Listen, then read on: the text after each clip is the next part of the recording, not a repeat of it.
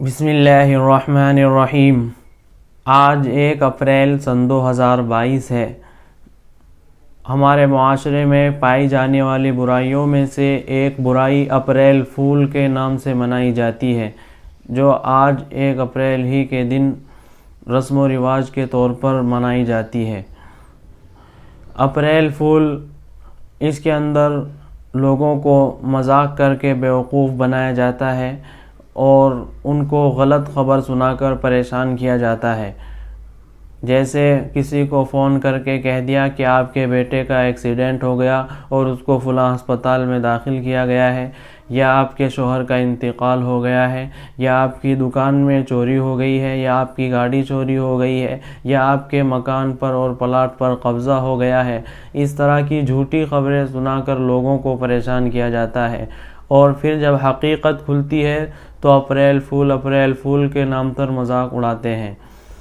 جو جتنی کامیابی سے، جتنی چالاکی سے جھوٹ بولنے میں کام لیتا ہے، اس کو اتنا ہی عقل مند سمجھا جاتا ہے۔ یہ جھوٹ بولنے والا اور اس طرح جھوٹ بول کر پریشان کرنے والا دانستہ طور پر اور نادانستہ طور پر جان لے کہ وہ کن لوگوں کی پیروی کر رہا ہے۔ یہ اپریل فول کیسے شروع ہوا، اس کے بارے میں سمجھنا چاہیے۔ اسپین، جس کو اندلس کہا جاتا تھا، مسلمانوں کا اتنا بڑا ملک تھا، اتنی ساری مسجدیں وہاں پر تھی، مدرسے تھے، بڑی بڑی کتابیں وہاں پر لکھی گئی، بڑے بڑے علماء وہاں پیدا ہوئے۔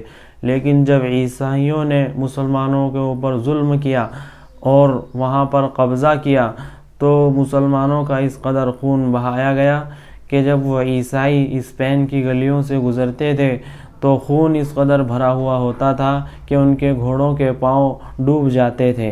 اندازہ لگائیے کہ کس قدر مسلمانوں کا خون خرابہ کیا گیا، کس قدر مسلمانوں کو قتل کیا گیا۔ جہاں گلی میں جو بھی مسلمان نظر آتا اس کو فوراً شہید کر دیا جاتا، گولی مار کر یا ایسے ہی تلوار کے ذریعے قتل کر دیا جاتا۔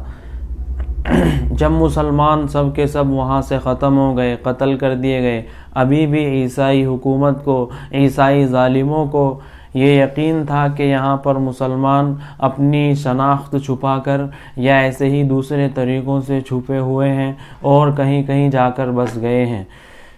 انہوں نے ان مسلمانوں کو نکالنے کے لیے ایک چال چلی کہ تم سب کے سب 1 تاریخ کو، 1 اپریل کو فلاں جگہ پر جمع ہو جاؤ، ہم تمہیں کچھ نہیں کہیں گے، تمہارے ٹھکانوں پر ہم اطمینان سے تمہیں پہنچا دیں گے، کسی طرح کی تمہیں پریشانی نہیں ہوگی۔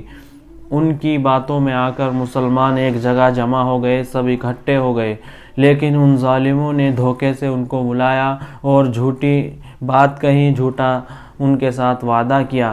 جب مسلمان جمع ہو گئے تو سب کو قتل کر دیا گیا۔ وہاں سے یہ اپریل فول کا سلسلہ شروع ہوا۔ حضور اکرم صلی اللہ علیہ وسلم نے اس طرح جھوٹ بولنے پر بہت سخت وعیدیں ارشاد فرمائی ہیں۔ مذاق میں بھی جھوٹ بولنے سے منع کیا گیا ہے۔